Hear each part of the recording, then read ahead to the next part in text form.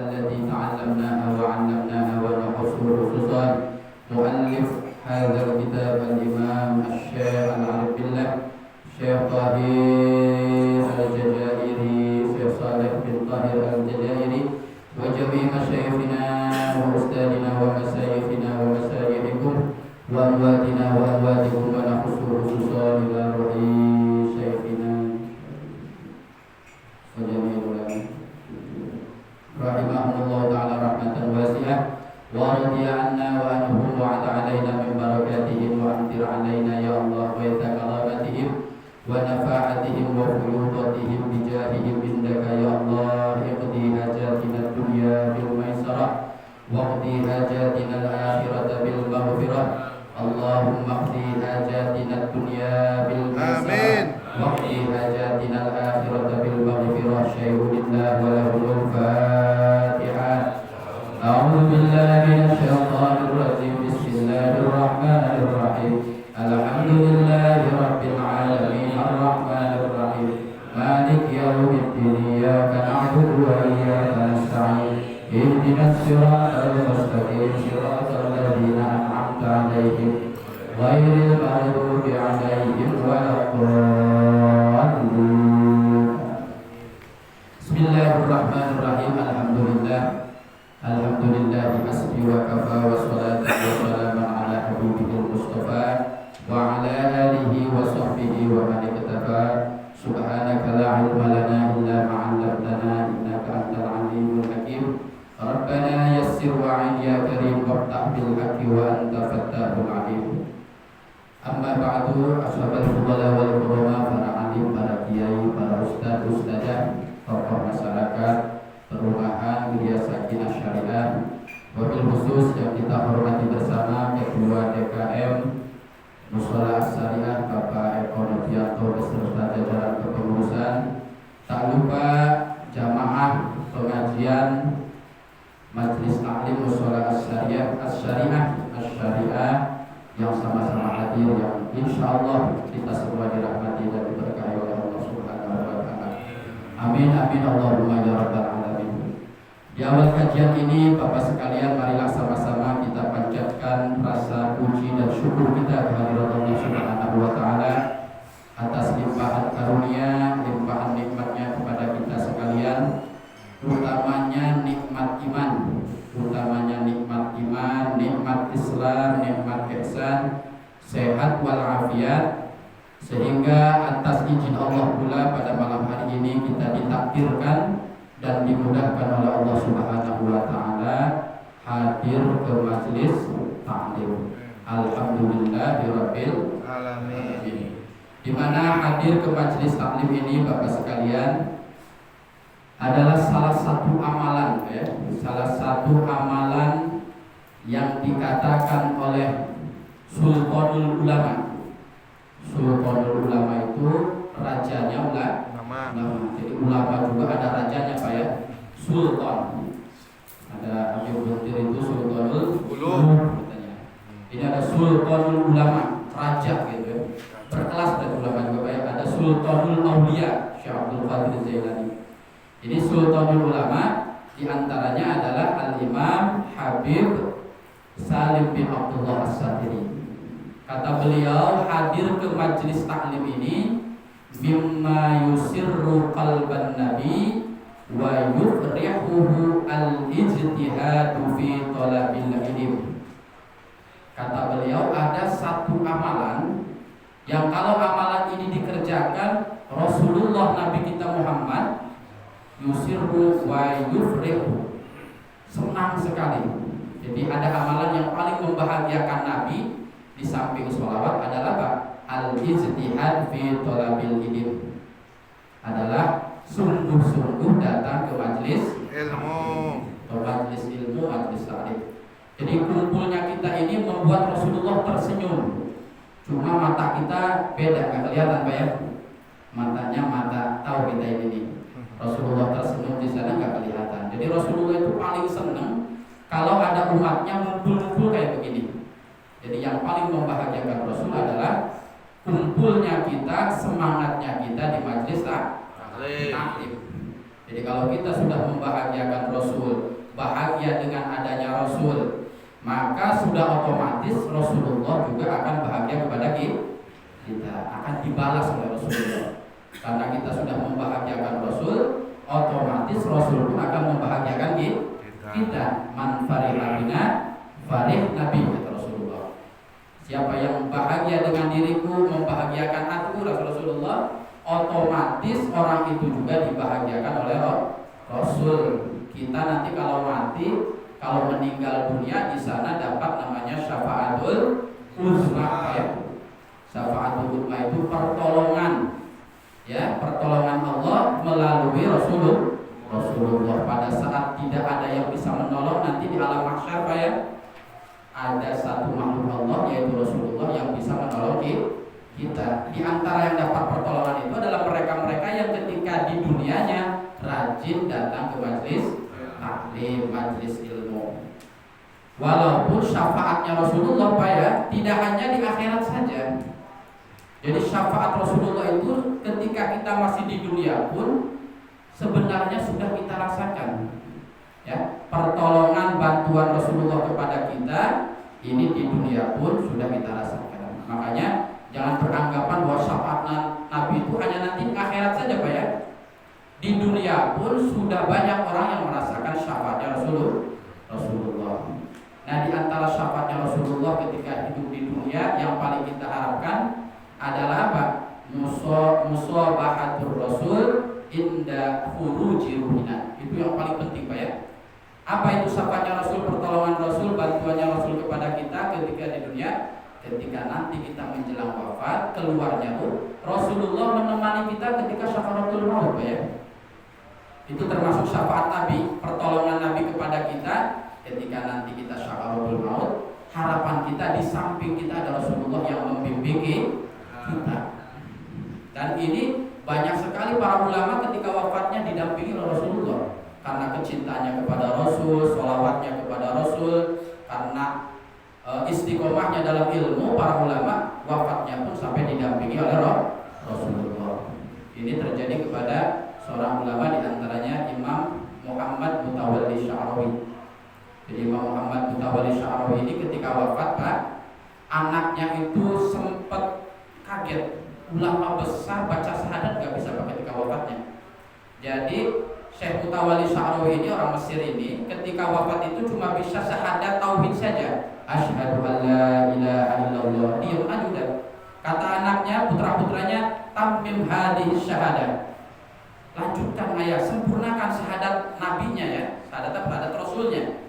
Tapi Syekh Mutawalli Sya'rawi ini ulama besar, hanya mengucapkan asyhadu an la ilaha illallah, asyhadu an la ilaha illallah. Khawatir sekali putranya ini, kenapa ayah saya cuma asyhadu an la ilaha illallah saja bacanya, wa asyhadu anna Muhammad Rasulullah tidak bi? Padahal ulama besar. Nah, setelah 3 kali anak-anaknya mengatakan tamim, sempurnakan, tapi oleh Syekh Muhammad Mutawalli Sya'rawi dikatakan apa? Wa asyhadu annaka ya Muhammad Rasulullah, sambil tunjuk ke arah tertentu. Wa asyhadu annaka ya Muhammad Rasulullah. Annaka itu kalau dalam bahasa Arab orangnya ada di depan, Pak. Jadi kalau kita baca asyhadu anna Muhammadar Rasulullah tidak kelihatan, ya. Tapi kalau mengatakan wa asyhadu annaka, anak ada kaknya, Pak, ya. Annaka ya Rasulullah, annaka Muhammad ya Rasulullah. Jadi Nabi Muhammadnya ada di depan mata. Itu Syekh Mutawalli Sya'rawi. Kita kalau baca tahiyat itu assalamu alaika, Pak, ya. Bukan assalamu alaika ayyuhan nabi. Salam bagi Rasulullah ada di depan kita. Kelihatan enggak, Pak? Kelihatannya baju batik aja di depan kayak imamnya aja. Assalamu alaika. Makanya banyak ulama yang sudah berhenti di sana, sudah tidak kuat karena di depan ada Rasulullah. Rasulullah itu musahabah, menemani kita kemana. Nah, ini termasuk syafaat Rasulullah di dunia. Mudah-mudahan kita nanti ketika syakaratul maut diwafatkan didampingi oleh Rasulullah. Jamaah sekalian, marilah kita mulai pembahasan kitab Jawahirul Kalamiyah, ya. Dilanjutkan dengan Al-Mabahasul Awwal, halaman 3, ya. Bismillah. Bismillahirrahmanirrahim. Al-Mabahasul Awal, pembahasan yang pertama. Kemarin dijelaskan di kitab Jawahirul Kalamiyah ini dibahas 4 permasalahan. Kita sudah tahu kemarin, bulan-bulan kemarin, Aqidatul Islamiyah, apa itu Islam, apa itu Arkanul Aqidah Islami. Nah, ini Al-Mabahasul Awal, di pembahasan pertama ini apa yang akan dijelaskan? Fi imanin. Kita akan menjelaskan tentang iman, keimanan, keyakinan, ya, kepercayaan kita kepada siapa imannya? Billahi subhanahu wa ta'ala. Ini yang paling pokok pembelajaran tauhid adalah tentang keimanan kita kepada Allah subhanahu wa ta'ala.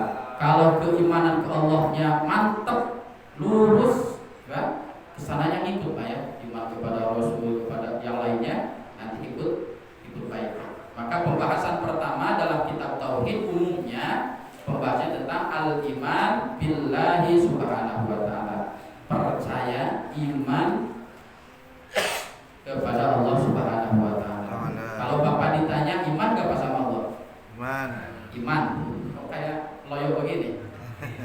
Ini akhir bulan apa awal bulan ini? Awal bulan. Sudah gak ada lagi, Pak, ya, awal bulan udah gak ada lagi. Nah, ini iman. Jadi kalau kita ditanya iman gak kita kepada Allah, mestinya kita bertanya dulu dalam hati kecil kita, saya sih iman sama Allah, tapi benar gak imannya kita ini? Sesuai aturan gak kita ini iman kepada Allah? Jangan-jangan kita ini ngaku iman kepada Allah, tapi tidak sesuai aturan yang digariskan oleh agama. Makanya banyak orang yang ketika wafat ngerasanya melakukan amal soleh, Pak, kata Allah, nol besar kamu. Dari mulai balik sampai meninggal dunia, sholat jungkal, nol besar, karena tidak sesuai aturan. Nah, ini makanya di kitab Tauhid, di kitab Jawahirul Kalamiyah ini akan dijelaskan iman kepada Allah itu bagaimana yang sebenarnya. Jangan-jangan selama ini kita mengatakan iman kepada Allah, tapi tidak sesuai dengan yang digariskan oleh agama. Makanya ini penting sekali dibahas tentang kaifa. Di sini ada sin soal apa, ya? Kaifal imanu billahi subhanahu wa ta'ala ijmalan. Di sini dijelaskan kaifal iman, bagaimana caranya kita beriman billahi subhanahu wa ta'ala. Cara yang benar mengimani Allah itu seperti apa? Ya, kalau kita tahu caranya iman yang benar, insya Allah kita layak disebut mukmin, Pak, ya. Layak disebut orang yang benar-benar beriman. Nah, ini kita dari sejak balik sampai usia sekarang, iman kita benar enggak sama Allah sebenarnya. Nah, di sini dijelaskan kaifal iman billah. Bagaimana caranya kita beriman kepada Allah Subhanahu wa taala. Nah, iman kepada Allah ini, Pak, ada ijmalan. Ada 2 iman kepada Allah. Caranya tuh, satu ijmalan itu secara garis besar, Pak, global gitu, Pak, ya. Ada iman kepada Allah secara global, ada nanti di halaman 4 tafsilan, gitu, ya. Iman kepada Allah ada ijmalan secara garis besar, cukup garis besar saja. Ada yang iman kepada Allah itu tafsilan, ijmalan, tafsilan. Tafsilan itu secara perincinya, ya. Jadi kalau ijmalan itu seperti ini, Pak, 100.000 itu garis besar. Tafsilan atau secara perincinya dari 100.000 itu ada yang 20 lembar, 20.000 1 lembar, 10.000 1 lembar, yang 5.000 2 lembar, yang 1.000 10 lembar. Itu namanya tafsili, Pak, ya. Garis besarnya 100.000 jumlahnya. Nah, bagaimana iman kepada Allah Subhanahu wa taala secara global, secara ijmalan? Di sini dijawab, jawabnya huwa an-naqtaqida. Iman kepada Allah itu caranya yang pertama, tanamkan keyakinan di hati kita, Pak. Tanamkan. Apa yang harus kita yakini? Tekadkan dalam hati kita, an-naqtaqida, yakinkan dalam hati kita, annallaha subhanahu wa ta'ala, bahwa Allah Subhanahu wa ta'ala muttasifun bijami'i sifatil kamal. Itu yang pertama. Jadi iman yang benar itu adalah yakinkan seyakin-yakinnya dalam hati bahwa Allah itu maha sempurna segalanya. Segala-galanya sempurna. Itu yang pertama. Jadi kalau kita ingin diakui benar-benar beriman, Pak ya, tancapkan di hati kita Allah itu maha sempurna dalam segala hal. Itu yang pertama, Pak ya. Nah, setelah itu bagaimana? Dilanjutkan wa munazzahun an jami'i sifatin nuqsan. Secara otomatis kalau Allah maha sempurna dalam segala hal, maka tidak ada setetes pun, sedetik pun, setitik pun sifat kurang yang ada pada Allah.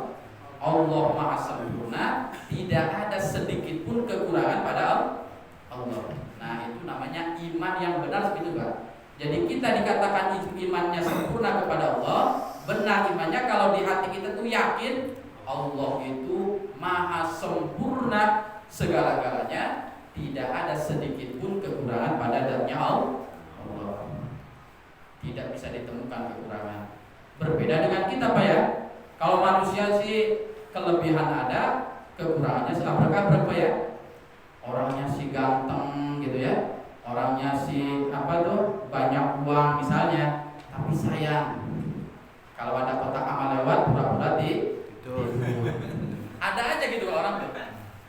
Gitu ya. Orang tuh ada kurangnya.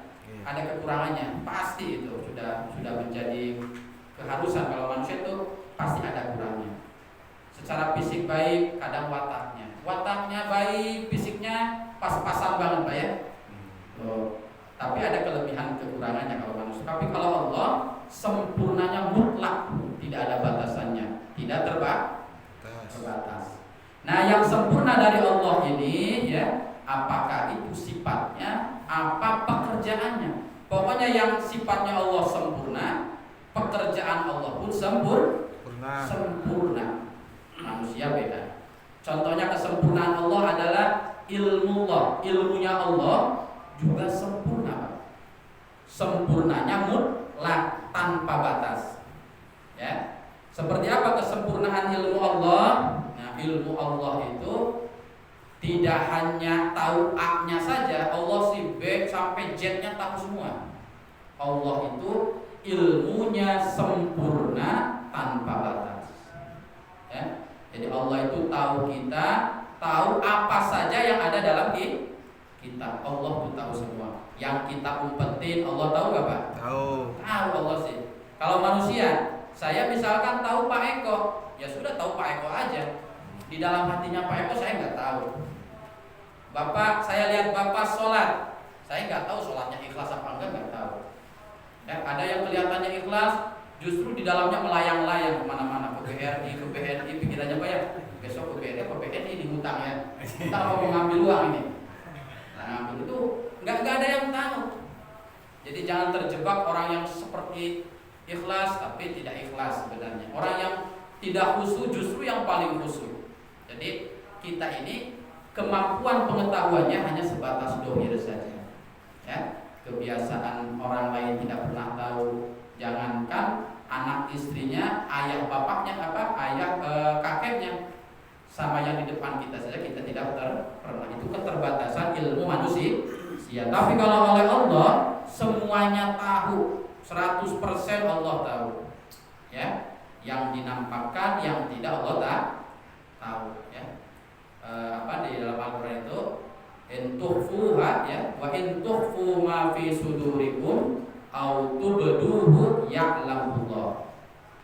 Jadi apa saja yang kalian sembunyikan, tukhfu au tubduhu, atau yang terlihat, yang dinampakkan, ya'lamullah, Allah tahu semua. Wa ya'lamu ma fis samawati wa ma fil ardh. Yang di bumi tahu semua, yang di langit tahu semua. Kita sih nggak bisa. Ya, nggak bisa. Ada keterbatasan karena makhluk ya harus begitu. Kalau Allah, masa iya Allah nggak tahu apa-apa, kan lucu Pak ya. Tuhan nggak bisa apa-apa, ya lucu nantinya. Tuhan nggak tahu apa itu tidak mungkin. Jadi ilmunya Allah ala sifatil kamal, sempurna. Ya, makanya orang-orang yang sudah bertauhidnya benar, meyakini ilmu Allah sempurna, ya tidak macam-macam Pak kalau sendirian Pak ya. Jadi baiknya itu tidak hanya di depan orang banyak, ketika tidak ada orang banyak pun dia tetap baik. Ketika orang banyak ikhlas sholatnya, ketika sholat sendirian di rumah, tidak ada istri, tidak ada anak, ya ikhlas gitu kan. Makanya cirinya orang ikhlas itu apa? Ibadahnya itu stabil kan. Kalau orang ikhlas itu cirinya ibadahnya stabil. Sakit gak sakit ya begitu. Kita kan beda, kalau sakit gimana Pak? Sholatnya tuh ngebut, wah sakit gitu ya. Tapi kalau sehat, ya nggak ngebut tapi pikirannya kemana-mana. Jadi kalau orang yang ikhlas itu ibadahnya stabil. Sholat di pinggir tetangga kita seperti itu. Sholat di pinggir bupati seperti itu. Nggak ada perubahan apa-apa. Jadi tidak kondisional, tidak diganggu oleh lingkungan. Jadi itu ciri orang ikhlas. Nah ini orang-orang yang meyakini bahwa Allah ilmunya sempurna, dia tidak akan berani-berani melakukan kemaksiatan sekalipun di tempat-tempat yang tidak ada orang, karena Allah tahu, Allah melihat. Nah itu diantara kesempurnaan ilmu Allah. Kemudian kudratnya Allah juga sempurna ya, sifatnya Allah ini. Kudrat itu kemampuannya Allah juga sempurna. Kalau kita sehebat-hebatnya orang kuat, misalkan tukang Pak ya, bisa nggak 24 jam kerja terus Pak? Bisa. Nggak bisa. Kalau kita manusia tuh tenaganya terbatas. Malah baru 2 jam ribut kopi. Kalau di Cibitung begitu Pak. Baru setengah jam nanyain sarapan. Jadi duduk lagi, duduk. Nah ini ada seperti itu. Jadi manusia itu serba terbatas. Makanya ya biasa-biasa aja sama manusia Pak ya. Nggak usah berlebihan. Nah ini jadi kalau Allah kudratnya, kemahakuasaannya Allah tidak ada batas, sempurna ya. Kemudian irodahnya Allah, keinginan Allah juga sempurna, tidak main-main ya. Keinginan Allah juga sempurna. Ada banyak keinginan Allah yang kadang menurut kita ini kok begini sekali saya ditakdirkan oleh Allah nih. Seakan-akan seperti main-main, seperti seakan-akan cuma kita saja yang beda. Jadi dari takdir Allah yang diberikan kepada kita Pak ya, itu takdir Allah yang sempurna. Jangan pernah berpikiran kok Allah kayaknya ke saya beda gitu. Kalau tetangga kita serba kecukupan gitu Pak ya, rezekinya gampang, anaknya baik-baik, soleh-soleh, istrinya solehah misalkan Pak ya, kelihatannya gitu. Kok anak saya nggak seperti itu, istri saya nggak seperti itu. Seakan-akan Allah itu kalau misalnya dibedakan. Padahal semua takdir Allah itu sempurna. Tapi kadang kesempurnaan takdir Allah ini tidak bisa dirasakan seketika Pak ya. Jadi ohnya tuh Pak nanti kalau injury time gitu Pak ya. Oh gitu kan. Makanya dulu ada di kisah para ulama Pak ya, itu ada ulama namanya Sayyid Abdullah. Jadi betapa sempurnanya irodahnya Allah Pak ya. Kehendaknya Allah itu sempurna di ujung-ujungnya akhirnya. Sayyid Abdullah ini hidup di sebuah perkampungan kecil Pak ya, yang penduduknya tidak banyak. Ya, kurang lebih 100 kakak lah kalau di sini ya, tidak terlalu banyak. Nah, kampung ini terpencil dan penjahatnya luar biasa. Perampoknya itu masih banyak gitu ya. Perampok, penjahatnya itu masih banyak. Nah, Sayyid Abdullah ini punya anak 3 Pak ya, punya anak 3 ya, usahanya ternak sapi Pak. Sayyid Abdullah ini ternak sapi, sapinya kurang lebih 10 Pak. Itu setiap hari sapi itu innalillahi terus Pak. Pertama hari Senin tinggal 1, hari Selasa tinggal 1, mati aja tiap hari. Nah gitu ya. Anak-anaknya protes, kenapa si sapi kita tuh setiap hari mati gitu kan. Sementara tetangganya Pak nggak mati, padahal rumputnya sama gitu kan ya. Kemudian kandangnya juga sama-sama bersih, tapi kenapa yang dipilih oleh Allah sapinya Sayyid Abdullah ini? Ada apa gitu kan? Kok seakan-akan dibedakan? Tapi karena Sayyid Abdullah ini ulama, tentu tidak seberontak putra-putranya Pak ya. Anaknya sudah menyalah-nyalahkan Tuhan, ini kenapa kok kita? Besoknya lagi mati, sampai 10 hari ludes Pak. Itu kalau satu sapi kali 20 juta Pak ya. 20 kali 10 Pak ya, 100 juta sudah. Itu kalau 10, kalau 20 10. Tuh, jadi Tapi Sayyid Abdullah dia sangat yakin bahwa irodahnya Allah itu ala sifatil kamal ini Pak, pasti sempurna, nggak ada yang tidak sempurna takdirnya Allah. Hari ke-11-nya Pak, datang segerombolan para penjahat ini. Para penjahat ini datang ratusan Pak. Apa mau ngapain? Mau membunuh penduduk di sana Pak. Dari 100 kakak itu dibunuh semua. Cara membunuhnya bagaimana? Jadi kepala pimpinannya perampok ini, kalau ada rumah di pinggirnya ada kandang hewan, kandang hewannya ada, hewannya hidup, berarti pemiliknya ada di rumah. Jadi akhirnya turun para perampok ini ya, didobrak rumahnya, dibunuh. Kemudian sapi-sapinya juga dirampas. Itu semua rumah yang ada kandang sapinya dibunuh semua Pak. Pas di depan rumahnya Sayyid Abdullah, bagaimana Pak? Kandangnya kosong, nggak ada sapinya.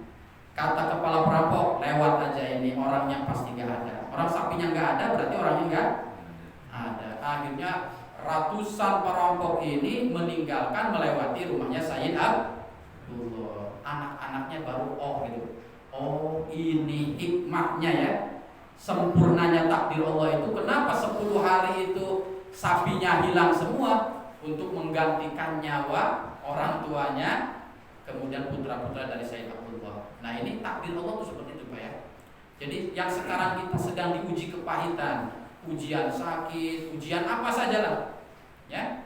Jangan pernah ada suudon. Ini endingnya pasti happy ending katanya Pak ya. Pasti happy end, pasti baik. Kita Allah pengen tahu ini suudon enggak ini hamba ini ya. Karena enggak mungkin Allah dolim kepada hambanya. Makanya kata Umar bin Khattab, lau kusyifal ghita mahtarna illal waqi'. Kalau rahasia takdir itu diperlihatkan Pak, ya jadi kalau kenapa sih sakit terus? Oh nantinya kamu tuh mau begini nih, mau sukses, mau istrinya nambah, misalkan ya, rumahnya nambah, amin ya. Yang amin yang paling pengen rupanya. Justru tapi yang ikhlas itu yang di dalam hati, aminnya tuh. Nah itu ya. Jadi kata Umar bin Khattab, lau kusyifal ghita mahtarna illal waqi'. Kalau kita ini diperlihatkan rahasianya takdir Allah, maka kita akan setuju, akan memilih takdir yang sedang kita pilihkan oleh Allah, yang sedang dipilih oleh Allah. Jadi kalau kita sekarang takdirnya mobil hilang, istri hilang, anak hilang, tapi rahasianya nanti 10 tahun akan terjadi apa? Pasti akan bahagia dengan takdir Allah. Cuma sayangnya Allah tidak dibuka ya. Agar kita bersabar, agar kita ridho dengan segala takdir Allah. Jadi kembali lagi bahwa iman kepada Allah artinya meyakini seyakin-yakinnya Allah itu maha sempurna. Semuanya sempurna. Itu sifatnya sempurna. Perbuatan Allah juga sempurna Pak ya. Fi'liyahnya Allah juga sempurna sekali. Bagaimana kita tahu betapa sempurnanya perbuatan Allah, ciptaan Allah? Ya dengan tafakur Pak ya. Kita akan tahu betapa sempurnanya ciptaan Allah ini dengan tafakur. Tapi tafakur itu Pak ya, tafakur tahu Pak ya? Tafakur itu mikir gitu ya. Tafakur. Ya, jadi memikirkan, menghayati ciptaan-ciptaan Allah. Tafakur. Tapi tafakur itu berat Pak. Berat tafakur itu Pak. Bapak bangun jam 2 malam keluar rumah mikirin apa kira-kira Pak? Ini besok pasar, ini belanja buat mamahnya besok dari mana, anak sudah mau bayaran, uang gaji 2 hari udah habis, misalkan ya. Itu sih bukan tafakur. Apa itu? Meratapi nasib gitu ya. Kok saya begini amat gitu kan? Ya ujung-ujungnya sih kalau tafakur ya alhamdulillah. Makanya tafakur itu berat Pak. Hanya orang-orang tertentu yang bisa tafakur. Ya, tafakur. Makanya oleh Allah diganjarnya luar biasa Pak orang-orang tafakur itu. Kata Rasulullah SAW, tafakkuru sa'atin ya afdalu min ibadati sittina sana. Bertafakkur kepada ciptaan Allah saatan 1 jam saja Pak kita bertafakkur mikirin ya ciptaan-ciptaan Allah itu lebih baik pahalanya dari ibadah 60 tahun Pak. Jadi Bapak sholat ibadah 60 tahun sama mikir ciptaan Allah. Ciptaan Allah tuh mikir begini ya. bukan istri tetangga dipikirin gitu ya, itu ciptaan Allah ya, tapi bukan itu maksudnya. Jadi tafakur itu kita misalkan keluar ya malam hari jam 2 habis sholat misalkan keluar rumah dilihat langit, ya Allah ini yang kita kalau bikin tenda ukuran 2 meter aja kalau nggak pakai tiang pasti roboh, harus pakai tiang gitu ya. Pak rumah nggak ada tiangnya juga roboh. Allah ini hebat sekali ya, ini langit segede-gedenya nggak ada tiangnya gitu kan, nggak roboh lagi Pak ya. Apa Bapak pernah lihat tiangnya langit di mana Pak? Di Belanda apa di Arab gitu ada tiangnya langit gitu Pak? Ini ciptaan manusia kalau nggak pakai tiang ya pasti roboh. Ya tenda aja Pak ya, tenda ukuran 4x4 aja kalau nggak pakai tiang pasti roboh. Tapi ada ciptaan Allah langit sebegitu luasnya ya, itu tidak roboh nggak pakai tiang. Udah tidak pakai tiang, tidak roboh, sudah berapa ribu tahun itu langit nggak roboh ya. Makanya nanti ketika kiamat ya gampang saja dirobohin langitnya sudah kelelep kita semua ya, gampang sekali Allah itu ditiup saja ya. Nah ini itu dengan melihat ya Allah ini, Allah berarti bukan main-main ini ya, betapa hebatnya Allah ya, melihat manusia gitu ya. Bapak melihat anak Bapak sendiri, anak pertama dengan kedua ibunya sama, bapaknya sama, tapi wataknya beda-beda gitu ya. Malah kadang fisiknya juga beda. Anak pertama kok walaupun ibu bapaknya sama tapi mukanya beda. Beda mukanya, beda wataknya. Itu gimana itu? Ada yang nyampurin apa gimana bisa beda gitu? Oh, ada yang nyampurin gitu ya. Kok bisa beda watak? Anak pertama sih cerdas, misalkan bapak-bapak ya. Anak kedua kok lambat gitu kan? Apa prosesnya berbeda gitu kan? Kalau yang pertama ada bismillahnya dulu gitu kan. Kalau yang kedua karena kondisinya tidak memungkinkan, ya ini nggak bismillah dulu misalnya kan. Akhirnya beda. Nah ini ciptaan Allah itu luar biasa. Orang beda-beda. Betapa repotnya kita Pak, kalau semua wajah manusia sama Pak. Gitu ya. Allah ini dari Pak Eko sampai ke saya ini nggak ada mukanya yang sama Pak. Ini betapa hebatnya Allah gitu kan. Hebat sekali Allah itu. Udah mukanya sama, wataknya juga berbeda-beda, kesukaannya berbeda-beda, rizkinya berbeda-beda, cara jalannya berbeda-beda. Nah itu dengan merenungi itu tafakur seperti itu Pak. Akhirnya kita mengakui betapa hebatnya Allah, betapa sempurnanya Allah, dan layak Allah itu dijadikan Tuhan. Hebat sekali Allah itu. Nah ini jadi kembali lagi bahwa ketika dalam hati kita sudah yakin seyakin-yakinnya Allah itu maha sempurna dalam segalanya, tidak ada kekurangan sedikit pun, berarti kita sudah dikatakan imannya benar. Nah, itu iman yang seperti itulah yang benar-benar iman kepada Allah. Kemudian kaifa al-imanu billahi subhanahu wa ta'ala tafsila. Nah sekarang terperincinya seperti apa? Kalau tadi secara global, kalau sekarang terperinci. Kaifa al-imanu billah, bagaimana caranya kita beriman kepada Allah secara terperinci, tafsilan. Maka jawabnya wa anna takida. Iman kepada Allah secara terperinci artinya anak takida, kita mengiktiqadkan, kita meyakini seyakin-yakinnya annallaha subhanahu wa ta'ala mausufun bil wujud. Yakin seyakin-yakinnya bahwa Allah itu wujud. Apa Pak wujud? Ada, pasti ada. Wajib ada Allah itu. Ya. Wajib ada. Jadi iman kepada Allah secara prinsip meyakini seyakin-yakinnya Allah itu wujud yang pertama, ada. Setelah Allah wujud apalagi? Hidam, baqa, mukhalafatul hawadisi, qiyamuhu binafsihi, wahdaniyat, kudrat ya, ayat, ilmu, kudrat, iradat, sama, basar, kalam ya. Hayyun alimun qadirun muridun sami'un basirun mutakal. Sifat 20 itu Pak ya. Jadi kalau di hati kita sifat 20 nancep Pak, yakin Allah punya wajib 20 sifat wajib ini, berarti iman kita sudah sempurna. Iman kepada Allahnya dulu Pak ini ya. belum iman kepada Rasul seperti apa. Jadi jangan sampai kita ngakunya iman ya, tapi tidak. Padahal iman ini adalah yang paling pokok Pak ya. Yang paling pokok dalam agama kita Islam adalah keimanan akidah dulu. Nah, yang pertama meyakini bahwa Allah itu wujud. Di kitab-kitab lain dikatakan Allah itu datul wajibil wujud alladzi aujada kulla mawjud ya. Itu lebih lengkap lagi. Allah itu adalah dat wajibil wujud, yang wajib adanya. Pasti Allah itu ada. Gak mungkin ada musola, gak ada yang bikin musolanya gitu Pak ya. Logikanya begitu, dalil aklinya tuh. Gak mungkin ada jam, gak ada yang bikin jam. Jadi gak masuk akal gitu Pak ya. Jadi Bapak kalau ada kabar itu ada anak tapi gak punya orang tuanya, lahirnya dari batu misalnya, kira-kira menerima gak Pak akal kita nih? Gak mungkin. Kalau walaupun ada istilah gak ada bapaknya gitu, ada ya istilah di masyarakat itu biasanya waladun zina atau apa ya. Tapi kalau ada itu di akal itu nggak keterima. Jadi kalau Allah nggak ada itu nggak mungkin. Makanya disebut datu wajibil wujud. Jadi Allah itu adalah dat yang pasti ada, alladzi aujada kulla mawjud, yang mengadakan setiap yang ada. Yang ada itu apa saja Pak? Manusia, hewan, tumbuhan, gunung, seisinya Pak. Yang ada di langit, yang ada di bumi, itu yang ada-ada itu diadakan oleh yang maha ada. Siapa? Allah.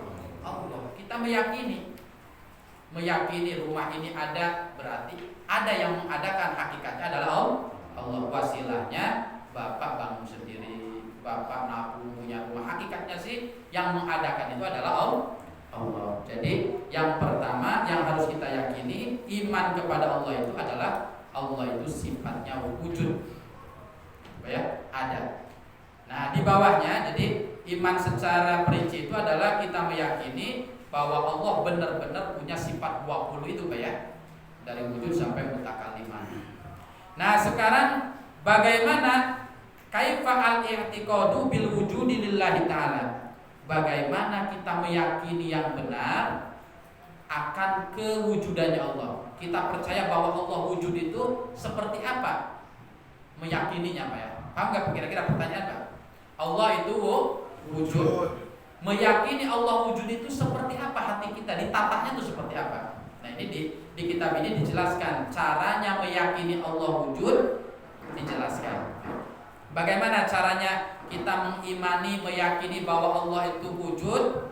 Huwa anna taqida annallaha ta'ala mawjudun wa anna wujudahu bidatihi laisa biwasitati syai'in. Jadi kita meyakini, beriman Allah itu ada, itu caranya bagaimana? Meyakinkan dalam hati kita Allah itu ada, dan adanya Allah tanpa pelantaran Pak. Laisa biwasitati syai'in, tanpa pelantaran sesuatu. Kita ada itu karena ada pelantaran Pak ya. Ada ibu, ada bapak, ya.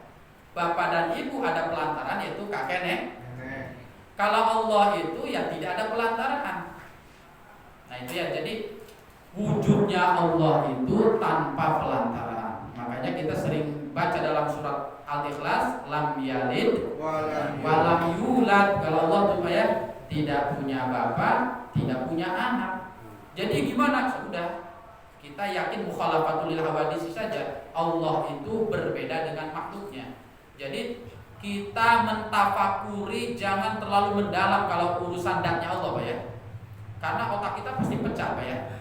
Karena jauh-jauh hari Rasulullah sudah mengingatkan kita, tafakkaru fi khalqillah wala tatafakkaru fil khaliq. Silakan tafakur, merenungi ciptaan-ciptaan Allah. Tadi Pak ya, gunung itu luar biasa, langit kok luar biasa, itu silakan dapat pahala nanti. Karena perintah Allah, tapi jangan coba-coba memikirkan datnya Allah. Apalagi saat itu, karena setan itu gampang banget Pak masuk ke hati kita. Allah itu kok bisa ada tuh gimana gitu Pak ya. Tuh, akhirnya itu orang-orang ateis itu karena terlalu Pak ya meyakini akhirnya Tuhan itu gak ada Pak ya. Karena terlalu tafakur fil khaliq Pak.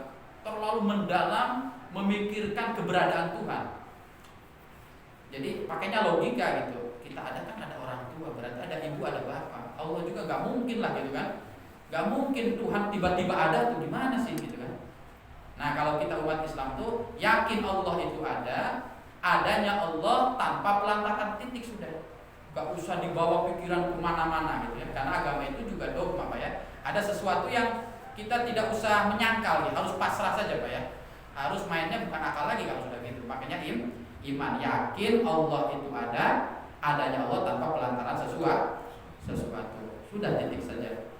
Nah kalau kita terlalu memikirkan datnya Allah, kata Rasulullah, fatah laku, maka kalian akan hancur, akan rusak, hilang imannya kita. Wah berarti Allah juga ada. Oh, kalau terlalu dalam. Jadi tauhid itu membimbing kita iman yang benar, tapi ada poin-poin tertentu Pak ya, yang kita tidak usah memaksakan diri untuk memahami mendetail itu Pak ya. Ada hal-hal yang tidak boleh berlebihan, hanya sebatas diyakini saja. Nah ini wujudnya Allah yang pertama diyakini seyakin-yakinnya bahwa Allah ada tanpa pelantaran sesuatu. Kemudian wa anna wujudahu, dan wujudnya Allah wajibun, harus, Allah itu harus ada. Jadi meyakini bahwa Allah itu wujud adalah meyakini bahwa Allah itu adanya tanpa pelantaran, dan adanya Allah ini wajib. Ya, wajib ada. Itu kalau manusia kan gak wajib ada Pak ya. Orang yang sudah menikah wajib punya anak gak Pak? Ya. Kalau wajib, kenapa ada orang menikah puluhan tahun gak punya anak gitu Pak ya? Berarti keberadaan anak itu tidak wajib. Ya. Nah ini kalau Allah itu wajib, tapi kalau makhluk tidak wajib ada. Kalau Allah wajib ada. La yumkinu ayyal haqqahu adamun. Tidak mungkin Allah itu tidak ada. Jadi secara pemahaman yang lebih gampang, iman kepada wujudnya Allah itu meyakini bahwa Allah itu pasti ada, dan adanya Allah tanpa pelantaran gitu Pak ya. Nah kalau kita di hati sudah ditanamkan itu, berarti sudah yakin akan wujudnya Allah. Wujudnya Allah sudah beres urusan kita dengan ketauhidan. Ya. Nah ini hikmahnya kita ngaji Pak ya. Kalau kita nggak ngaji, kita sesat di jalan yang benar, merasa benar di jalan yang sesat terus, merasanya sudah iman, sudah sempurna gitu ya. Padahal aturannya tidak demikian. Ya. Nah ini makanya tolakul ilmi, mencari ilmu itu minal mahdi ilal lahdi, yaitu agar terus membimbing kita mana yang benar, mana yang sesuai dengan aturan. Apalagi semakin lama mencari ilmu, semakin semangat, semakin merasa bodoh Pak ya. Jadi orang yang nggak pernah hadir ke majelis taklim nggak pernah merasa bodoh Pak ya. Ngerasanya cukup aja ilmu kan. Tapi kalau datang ke majelis taklim, oh ini saya belum tahu, oh ini belum pernah dijelas, jadi ingat lagi minimal Pak ya. Jadi hikmahnya datang ke majelis taklim itu melahirkan sifat tawadhu Pak ya. Oh berarti ilmu kita itu belum seberapa. Oh banyak hal yang kita belum belajar. Jadi itulah bahwa ketika kita menghadiri majelis-majelis ilmu, ada harapan kita yang mengamalkan sesuatu sesuai dengan syariat agama. Nah ini wujud ya. Nah kemudian wujud ini oleh para ulama tauhid dibagi tiga ya. Wujud itu ada tiga. Yang pertama ada namanya wujud majazi ya. Dalam ilmu tauhid itu ada wujud majazi. Wujud majazi itu apa? Sesuatu yang ada, wujud ini ada yang bersifat majazi. Wujud majazi itu adalah sesuatu yang ada, lahu awalun walahu akhirun, ada awalnya, ada akhirnya. Itu namanya majazi. Jadi yang ada ini Pak, ada yang permulaannya ada dan ada akhirnya. Paham gak Pak? Sesuatu yang ada ini di muka bumi, sebenarnya yang paling gampang itu ada permulaannya, ada akhirnya. Contohnya manusia ini wujud nggak Pak? Kita ini wujud, tapi wujudnya kita tuh ada permulaannya nggak Pak? Bapak lahir misalkan tanggal 27 Agustus tahun 60 misalnya. Oh berarti kita mulai ada tuh hari itu Pak ya, 27 Agustus tahun 60. Itu ada awalnya kita ini. Dan nanti ada akhirnya, umur kita sampai usia berapa? Misalkan takdirnya sampai 2030 Pak ya, 27 Agustus 2030. Berarti kita ini namanya wujud majazi Pak. Wujud yang ada awalnya juga ada akhirnya. Nah di dunia ini kebanyakan wujud majazi Pak. Wujud majazi. Ya apa aja, hewan juga sama Pak ya. Ada awalnya, dilahirkan sama induknya, suatu saat dia akan mati. Jadi itu namanya wujud majazi Pak ya. Ada lagi yang kedua namanya wujud aridi. Wujud majazi, sekarang aridi. Wujud aridi itu apa Pak? Sesuatu yang wujud ada awalnya, lahu awalun walaisa lahu akhirun. Ada awalnya tapi tidak ada akhirnya Pak, tidak ada endingnya itu. Ada makhluk Allah yang ada ini ya, ada awalnya tapi tidak ada akhirnya. Contohnya apa Pak? Surga dan neraka. Wujud nggak Pak surga dan neraka? Pak Eko wujud nggak surga dan neraka? Wujud. Oh Pak Eko sudah tahu berarti ya, udah pernah surga. Ya akhirat Ustaz. Jadi surga dan neraka ini wujud ada. Kita yakin sebagai umat orang yang beriman, walaupun kita belum pernah ke sana, iman kita mengatakan surga itu ada. Ya, surga itu ada. Surga itu diciptakan ada awalnya tidak Pak? Ada, walaupun kita nggak pernah tahu misalkan tanggal berapa diciptakannya itu Pak ya. Misalkan tanggal 33 gitu Pak, bulan September 2000 berapa misalnya gitu Pak ya. Jadi kalau surga itu diciptakan oleh Allah memang ada awalnya tapi tidak ada akhirnya. Selama-lamanya nanti kalau surga dan neraka. Jadi yang di surga nanti enak selama-lamanya kita ini ya. Kalau yang ditakdirkan di neraka ya tidak enak selama-lamanya. Laisa lahu awalun. Jadi itu contoh wujud yang aridi namanya. Di wujud aridi itu ada awalnya tapi tidak ada akhir. Makhluk Allah tuh ada yang sifatnya seperti itu. Nah yang terakhir ada namanya wujud hakiki. Wujud yang sebenar-benarnya wujud. Ya, laisa lahu awalun wala akhir. Tidak ada awalnya, tidak ada akhirnya. Siapa? Allah. Allah itu wujudnya, ada Allah itu laisa lahu awal, tidak ada awalnya, tidak ada akhirnya. Ya. Kalau Rasulullah ada maulidnya kan? Maulid Nabi, berarti lahirnya Allah? Tidak. Tidak ada awalnya Allah itu. Berarti kapan ya? Udah jangan kapan-kapan, yang penting besok berangkat ke PT aja udah gitu ya. Jangan ini yang begitu-begitu jangan terlalu mendalam. Coba dipikirin anak istri terlantar gitu ya. Wah ini gara-gara hadir majelis taklim, gara-gara Jawahirul Kalamiyah, bapaknya jadi bengong terus. Allah itu kok nggak ada awalnya? Manusia kan ada awalnya. Surga ada awalnya, kok Allah nggak ada awalnya ya? Dicari di kamus barangkali ada gitu ya. Tanggal berapa, tahun berapa gitu kan? Oh, kalau Yesus ada itunya Pak ya. Tuhan ada tanggal lahirnya, makanya hari Natal gitu Pak ya. Natal itu apa? Kelahiran Yesus, berarti ada tanggalnya gitu. Sama dengan kita Tuhannya itu Pak ya. Tapi kalau Allah laisa lahu awalun wala akhirun, namanya disebut wujud hakiki. Wujud yang benar-benar wujud. Kita sih hakikatnya itu tidak ada pada hakikatnya sih kita ini ya. Itu hanya tajalli, hanya pembuktian bahwa Allah itu ada. Sebenarnya kita ini tidak ada hakikatnya sih. Gitu ya. Jadi yang benar-benar ada adalah Allah, gitu kan. Jadi adanya makhluk ini ingin membuktikan bahwa Allah itu ada. Makanya para ulama-ulama solihin itu, orang-orang soleh, mencari dalil Allah itu ada itu enggak lewat makhluk lagi. Kalau kita kan begini, Allah itu ada, dalilnya apa? Adanya dunia, adanya makhluk kan. Jadi menyandarkannya kepada makhluk. Tapi kalau ulama-ulama dulu, ulama yang soleh-soleh, yang tauhid hebat, sudah penyandarannya kepada Allah saja, tidak butuh wasilah, tidak butuh pelantaran. Jadi oleh Allah sudah dibimbing hatinya, percaya, yakin Allah itu ada. Nah ini jadi bahwa wujudnya kita berbeda dengan wujudnya Allah. Jangan sampai ada anggapan berarti Allah juga sama dengan kita wujudnya. Ada yalid, yulad, melahirkan, dilahirkan. Ya kalau Kalau di Kristen begitu, Trinitas Pak ya. Ada Tuhan Bapa, ada Tuhan Anak, gitu kan. Tapi itu ya keyakinan kan, nggak bisa diganggu juga kalau keyakinan itu Pak ya. Sama kalau kita umat Islam dikatakan Tuhan juga dua, misalkan terima nggak Pak? Nggak terima. Makanya sudah lakum dinukum, aman sudah. Jangan ngotot-ngotot lagi gitu ya. Masih ada hal yang perlu kita ngotot gitu ya. Jadi kalau sudah ranahnya keyakinan Pak, sulit diganggu, sulit digugat, malah nanti bahaya gitu kalau diganggu-ganggu begitu. Sensitif kalau begitu Pak ya.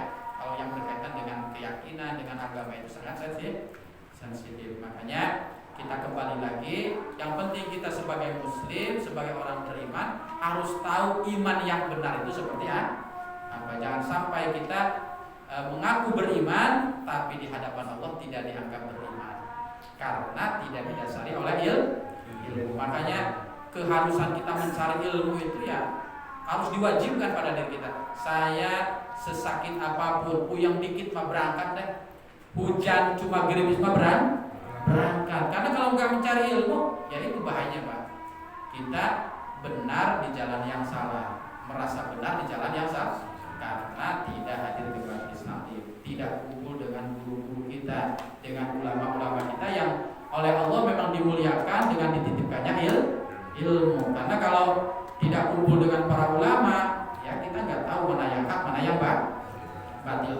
Jadi ulama ini dipercaya oleh Allah untuk menyampaikan ilmu Allah. Kalau tidak dekat dengan ulama ya, yang benar nanti disangka salah Pak ya, yang salah disangka benar karena nggak ngaji, karena nggak dekat sama ulama. Makanya dulu ketika zaman Khalifah Umar bin Khattab itu geger Pak, ada kejadian yang viral gitu ya. Jadi ada seorang laki-laki di tengah-tengah pasar teriak-teriak ketika zaman Khalifah Umar bin Khattab. Apa lelaki ini teriak-teriak? Ya, apa katanya? Saya tidak butuh rahmatnya Allah. Pertama begitu Pak. Itu orang pasar kaget. Oh ada makhluk Allah tidak butuh rahmatnya Allah, tidak butuh kasih sayang Allah. Saya kalau dikasih kasih sayang Allah saya akan lari, gak mau dapat rahmat Allah. Orang pada kaget ini. Ini berani sekali, murtad ini orangnya. Kemudian setelah itu orang ini mengaku apa? Ada saya ini paling benci kepada perkara yang hak. Hak itu apa? Perkara yang benar. Yang paling saya benci di dunia ini adalah perkara yang benar. Wah tambah panas lagi nih orang. Orang di pasar, wah ini sembarangan ini orang ini, harus dikasuskan ini orang ini. Udah penistaan ini ya. Kemudian yang terakhir, saya punya apa yang Allah tidak punya. Hebat sekali ya. Jadi Allah itu ada yang tidak punya oleh Allah tapi saya punya. Merasa hebat dari Allah. Akhirnya mau dipukulin ini orang karena sudah ada pernyataan-pernyataan yang menyinggung ya umat Islam. Akhirnya ada seorang yang bijak, sudah kita jangan diadili sendiri, kita bawa saja orang ini ke siapa? Ke Umar bin Khattab saja, bawa ke Khalifah. Khalifah Umar bin Khattab mendengar laporan masyarakat, ini ada orang yang ngaku Allah tidak punya apa yang saya punya. Umar bin Khattab kan beda wataknya Pak ya. Malah tambah marah lagi Pak ya. Karena Umar ini wataknya keras tegas gitu. Makanya kalau ada namanya Umar di sini kurang tegas, ganti aja namanya. Nama itu kan al-ismu doa kata Rasulullah. Nama itu adalah doa. Jadi nama Umar itu biasanya orangnya serem gitu, gagah gitu ya. Nah, dan itu wataknya berbeda-beda dengan Utsman bin Affan. Utsman bin Affan itu lembut hatinya Pak ya. Kalau baca Al-Quran, ayat tentang adab gitu Pak ya, tentang adab kubur, berhenti nangis 4 hari gitu ya. Jadi hatinya tuh baperan gitu Pak ya, melo gitu. Itu Utsman bin Affan tuh hatinya lembut, sama seperti Abu Bakar. Jadi kalau ada yang nggak enak tuh langsung nangis, langsung ke kamar nutup gitu ya. Hatinya lembut, layyinul qalbi. Tapi kalau Umar bin Khattab enggak seneng, ambil pedang sudah urusannya. Jadi laki banget dah gitu Pak ya. Laki banget kalau Umar bin Khattab. Makanya kalau ada tetangga namanya Umar, ada takut sama tikus ganti aja. Namanya siapa gitu. Nah itu kurang layak gitu nama Umar itu. Nah ini Umar bin Khattab menerima laporan itu bukan malah kasih solusi, malah tersulut emosinya. ini penistaan ini, gitu ya. Akhirnya disamperin, mau dibunuh oleh Umar bin Khattab karena sudah menistakan agama. Ada sebagian usul Umar bin Khattab, ya, gimana kalau ini urusan ini kita tanya kepada ahlinya, karena setiap kita ini punya kelebihan. Umar bin Khattab ketegasannya, Utsman bin Affan kelembutannya. Kalau masalah ilmu adalah Ali bin Abi Thalib.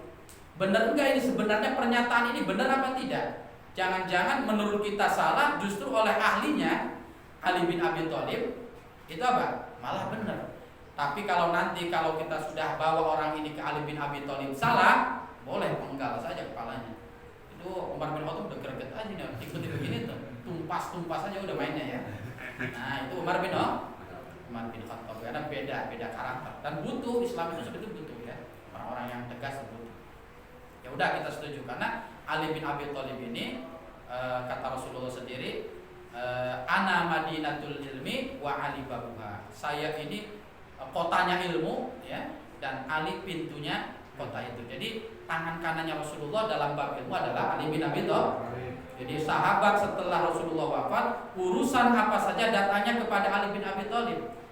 Di antara kehebatannya Ali bin Abi Thalib itu ketika ditanya satu pertanyaan, jawabnya 10 jawaban paling sedikit kan. Itu pinternya Ali bin Abi Thalib kan. Satu pertanyaan jawabannya 10 jawaban paling sedikit. Berarti kan di atas rata-rata orangnya. IQ-nya tuh jenius gitu ya, di atas jenius. Kalau kita mirip sih ya, tapi dibalik. Pertanyaan 10, jawabnya 1. Apa jawabannya? Enggak tahu jawabannya kan? Udah beres, pas aja gitu. Ya sama kayak ya pokoknya beda dikit dah gitu ya. Cuma balik dikit. Nah, ini Ali bin Abi Thalib. Akhirnya sepakat Umar bin Khattab disampaikan kepada Ali bin Abi Thalib ya. Ali bin Abi Thalib kata Umar bin Khattab, ini ada orang yang macam-macam, ngomong sembarangan. Menurut Anda bagaimana? Kalau ini omongannya benar, saya lepaskan. Tapi kalau salah, hari ini juga saya penggal. Kata Umar, kata Ali bin Abi Thalib, ada apa ini sebenarnya? Omongannya apa? Ini yang pertama, ya. Yang pertama orang ini ngomong, saya tidak butuh rahmat Allah. Kasih sayang Allah nggak butuh. Kalau ada rahmat Allah datang ke saya akan lari katanya. Ya firuna minar rahmatillah. Saya akan lari. Kira-kira benar nggak Ali bin Abi Thalib ngomong itu? Kata Ali bin Abi Thalib, shadaqah. Benar katanya. Kalau orang berilmu kan kok bisa benar gitu, kata orang yang kok bisa benar? Iya. Benar omongan orang ini tuh benar. Kenapa benar? Kata Umar bin Khattab, Ali bin Abi Thalib, kenapa benernya di mana ini? Orang kok nyari rahmat Allah, dia malah lari kalau ada rahmat Allah. Di antara rahmat Allah ini kata Ali bin Abi Thalib adalah mator, hujan. Air hujan itu rahmat Allah. Jadi kalau hujan itu turun, dia pasti lari lah, nggak mau kebasahan. Bener juga ini Ali bin Abi Thalib ya. Tuh, jadi lari dari rahmat Allah itu artinya lari dari hujan. Bapak kalau ada hujan, diam aja apa lari? Berarti Bapak sedang lari dari rahmat Allah. Kasih sayang Allah, hujan itu kan rahmat Allah. Oh ya, shadaqah ya, benar berarti. Tapi kalau Umar bin Khattab ada dua lagi di pertanyaan. Kalau salah satu aja udah darah dah ini judulnya dia. Urusan sama satpol apa ini ya. Nah, akhirnya yang kedua ini Ali bin Abi Thalib, ini orang kedua juga ini ngomongnya macam-macam juga. Apa katanya? Saya ini paling benci perkara yang hak, yang benar. Kira-kira menurut engkau Ali bin Abi Thalib benar enggak? Shadaqah benar. Kok benar? Iya. Dalam Al-Qur'an kata Ali bin Abi Thalib ada apa? Ada ayat waja'at sakaratul maut bil haq. Ya, di antara perkara hak itu adalah sakaratul maut, kematian. Jadi wajar kalau ini orang ini benci kepada kematian karena kematian itu hak. Paham nggak, Pak? Waja'at sakaratul maut bil haq. Ini kalau orang yang nggak cerdas nggak bisa jawab, Pak. Makanya pantas kalau oleh Rasulullah babul ilmi disebutnya Ali bin Abi Thalib ini. Benar omongan ini nggak salah nggak apa. Di antara perkara hak itu adalah kematian. Umar benci nggak sama kematian? Ya semua juga benci, pengen sih hidup selamanya Pak ya. Tuh, jadi hak waja'at sakaratul maut bil haq. Waduh ini malu ini kata Umar bin Khattab. Kalau ketiga bener lagi malu saya ini. Bisa disuruh turun jadi khalifah ini kan. Nah yang ketiga apa? Yang ketiga, kata Umar bin Khattab, ini orang Ali bin Abi Thalib ngomongnya apa ekstrim sekali. Allah tidak punya apa yang saya punya. Benar juga kata Ali bin Abi Thalib. Apa? Allah tidak punya anak, ini punya anak. Ya kan? Berarti orang ini benar nih, lam yalid walam. Allah itu kan nggak punya anak, nggak punya orang tua, nggak punya istri lagi. Misalkan ya, orang ini punya istri, punya anak, punya orang saudara. Malu Umar bin Khattab ya, kelasnya presiden kalah sama rakyat gitu. Nah itu tuh akhirnya clear Pak masalah itu. Coba kalau nggak ada orang berilmu ya, udah melayang sudah. Jadi Ali bin Abi Thalib ini luar biasa ya, luar biasa kecerdasannya menjadi andalan Rasulullah dalam berbagai hal. Nah ini kalau tidak ada ulama Pak ya, urusan ini semakin ruwet Pak ya. Makanya ada orang-orang yang dipercaya untuk menyelesaikan masalah. Itu Ali bin Abi Thalib itu manakibnya Pak ya. Banyak cerita-cerita kecerdasannya Ali bin Abi Thalib ya, Ali bin Abi Thalib. Nah ini jadi maksud dan tujuan kita hadir ke majelis taklim ini agar kita jelas betul mana yang benar, mana yang tidak dijelaskan oleh orang yang dititipkan oleh Allah tentang ini. Jadi kembali lagi kesimpulannya bahwa pembahasan pertama ini kita belajar tentang bagaimana iman kepada Allah yang benar. Ada dua cara ya Pak ya. Iman yang benar kepada Allah ada yang ijmalan, yang global Pak ya, ada yang tafsilan, yang secara prinsip. Yang secara global bagaimana? Yang secara garis besar, iman kepada Allah yang benar itu adalah kita meyakini sebenar-benarnya bahwa Allah sempurna dalam segala hal dan tidak ada sedikit pun kekurangan. Jadi kalau kita sudah begitu, iman kita sudah sempurna kepada Allah. Nah, yang secara prinsip meyakini bahwa Allah itu punya sifat wujud, wajib sifat qidam, baqa terus sampai kaunuhu mutakaliman. Sifat 20 itu pasti ada sama Allah. Jadi kalau kita yakin Allah punya sebenarnya sih banyak sih yang sifat Allah itu banyak ya. Asmaul Husna aja ada berapa itu Pak ya? 99. Tapi yang wajib kita ketahui, yang harus kita yakin seyakin-yakinnya adalah 20 sudah terwakili gitu Pak ya. Nah ini kalau kita meyakini Allah punya sifat 20 ini, meyakini sebenar-benarnya berarti kita sudah iman kepada Allah secara tafsilan secara perinci. Nah yang terakhir tadi dijelaskan bahwa bagaimana cara meyakini Allah wujud, meyakini seyakin-yakinnya bahwa Allah itu ada dan adanya Allah tanpa butuh pelantara. Kemudian wujud juga nanti ada 3 apa ya? Wujud apa? Wah ini bisa nggak lulus ujian ini. Baru berapa menit Pak Eka? Ini biasanya yang begini itu badannya di sini, pikirannya di kamar depan di rumah. Oh jadi tapi ya malu sih kalau kita sih ya begitu itu. Makanya nanti kalau saya di pondok itu ada namanya ilmu barlen, bubar kelalen. Orang Jawa pasti tahu Pak ya. Kelalen itu tahu nggak Pak ya? Jadi ilmu barlen. Kita malah belum bubar sudah kelalen ini. Hebat sekali ya. Jadi di pondok itu ada ilmu barlen Pak. Jadi kalau lagi ngaji sih paham. Pas sudah bawa alam biswab kayaknya ke rumahnya ditanya ya udah nggak ingat lagi itu bubar kelalen. Kita belum bubar kelalen. Tapi benar kelalen ini benar-benar di atas langit itu ada langit lagi Pak benar. Nah ini jadi wujud majazi, ada wujud aridi, ada wujud hakiki. Ya, hakiki. Yang hakiki hanya Allah saja. Nanti pada akhirnya sih Pak ya, hanya Allah saja yang wujud itu. Yang lain hanya membuktikan bahwa adanya Allah. Itu saja barangkali Pak ya yang bisa kita pelajari pada malam hari ini walaupun sedikit, mudah-mudahan kita paham ya.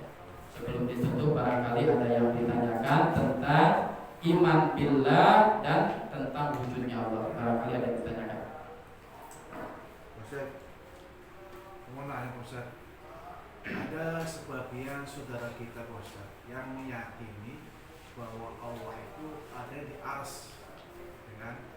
Terus Allah itu lagi duduk di ars, ya kan? Terus ada juga yang meyakini bahwa Allah itu ada di atas langit.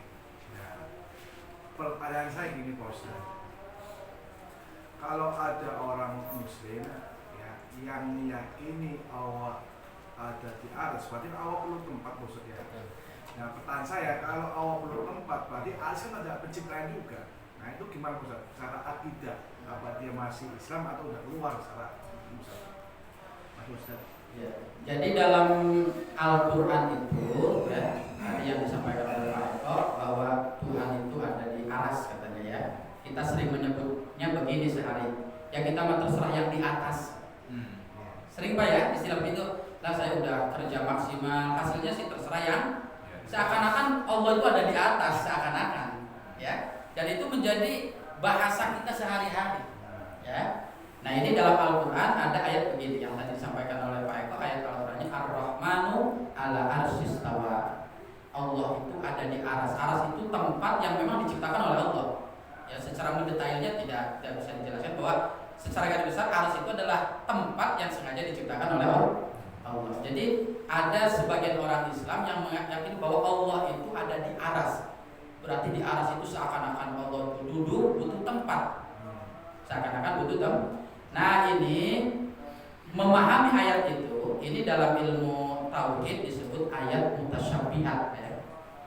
Ayat mutasyabihat ini ayat yang penjelasannya belum jelas, remeng-remeng gitu Pak ya.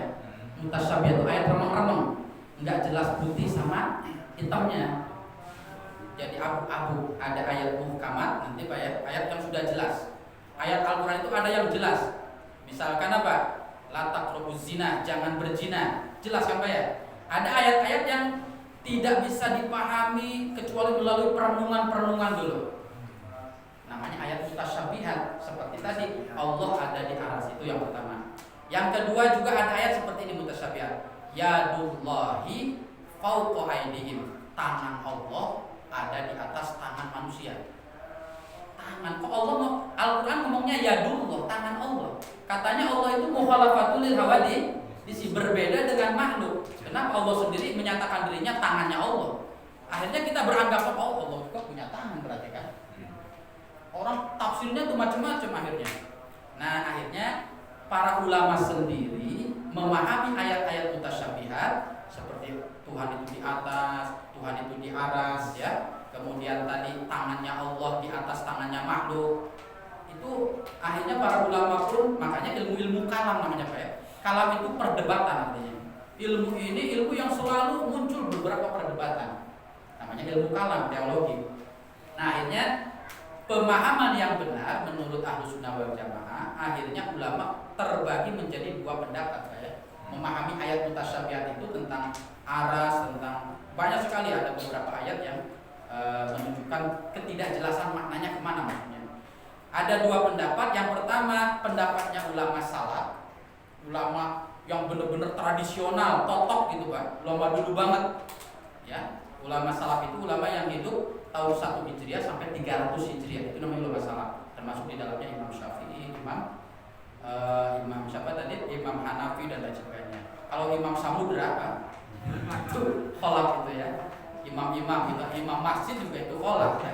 300 kesini ini sampai ke akhir zaman itu namanya ulama kholaf, ulama terakhir, ulama modern lah gitu kan. Nah ulama dulu ketika mengartikan Ar-Rahmanu ala arsyis tawa, Allah duduk di ars, maka hentikan penafsiran kita, jangan ditafsiri, ucapkan saja wallahu a'lam bishawab, nyerah kita udah. Kalau ulama dulu Pak, udah kita nggak usah ditafsiri karena memang ada ayat-ayat yang khawatir sekali kalau ditafsiri.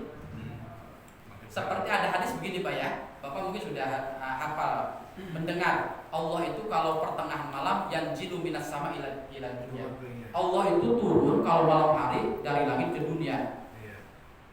Lalu mengatakan hal min da'in fa astajibulah, kata Allah, siapa yang malam hari ini meminta aku akan beri dia. Hal min mustaghfirin fa'al bidir. Allah tuh malam-malam teriak-teriak seakan-akan. Siapa yang minta ampunan, aku akan ampuni dosanya. Siapa yang doa akan aku beri.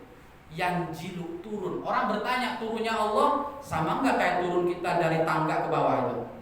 Nah itu juga hadis mutasyabihat. Nah sama itu ya, semua ayat-ayat yang remeng-remeng itu, yang abu-abu itu, ulama-ulama salaf sudah jangan ditafsiri, titik sudah. Yaitu ayat Allah benar sudah gitu aja. Allah ala arsy istawa, Allah ada di arsy, ya udah titik. Enggak perlu ditafsiri. Jadi nyerah gitu loh. Orang dulu kan lebih legowo Pak ya. Gak neko-neko kalau orang dulu tuh Pak ya. Kalau sekarang kan karena pengaruh apa?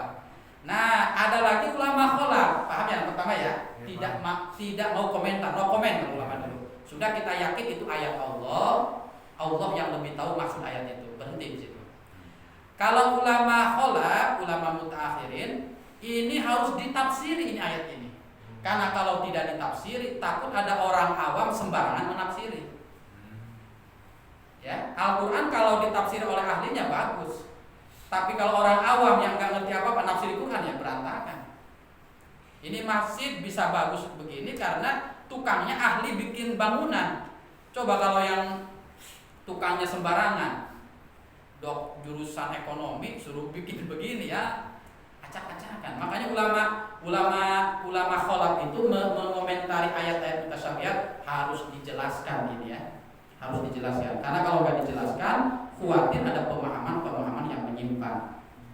Nah, ayat tadi yadullah fawqa aydihim ya, bahwa tangan Allah itu di atas tangannya makhluk. Maksudnya apa?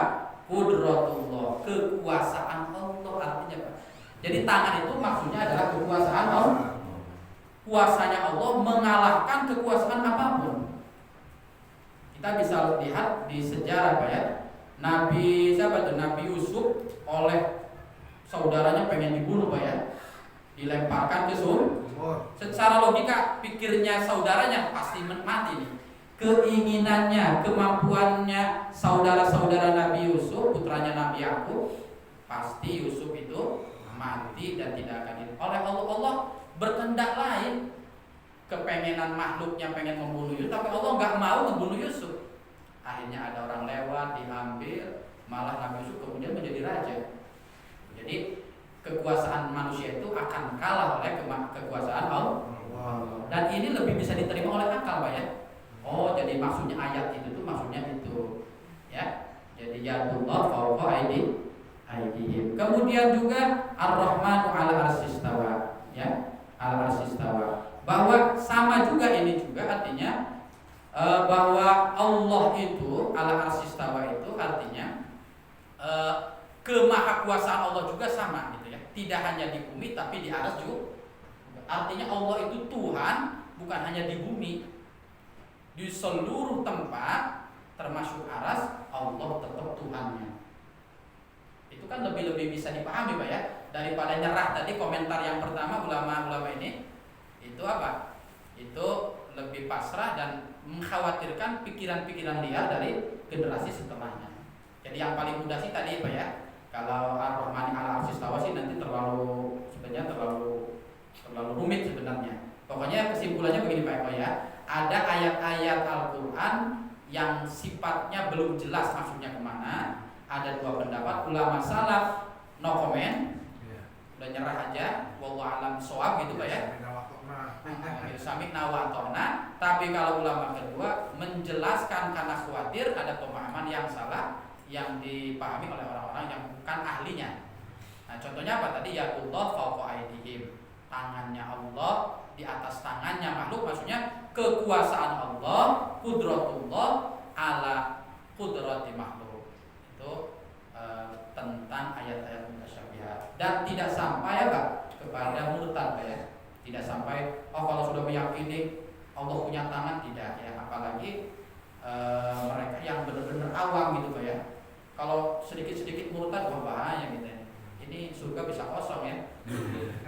Surga bisa kosong ini kalau sedikit-sedikit murtad gitu ya. Insya Allah ada beberapa pemahaman dari Allah ketika memang kita baru dikasih kesempatan memahami itu sekarang gitu ya. Mudah-mudahan seperti itu. Insya Allah Pak ya, paham ya.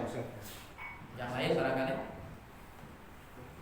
nanti Ar-Rahman 'ala arsy istawa Pak ya. Nanti sebenarnya ada di penjelasan ini, tapi Pak Eko sudah kemana-mana pikirannya. Itu cirinya waliullah itu begini.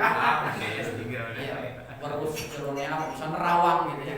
Makanya tadi Ar-Rahman 'ala arsy istawa saya tidak menjelaskan secara mendetail.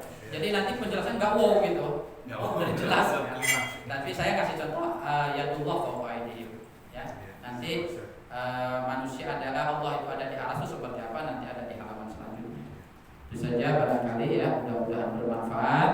Akhirul kalam, wallahu muwaffiq ila aqwamit thoriq. Wassalamualaikum warahmatullahi wabarakatuh. Waalaikumsalam warahmatullahi wabarakatuh. Ini mah 1 jam lebih 15 menit.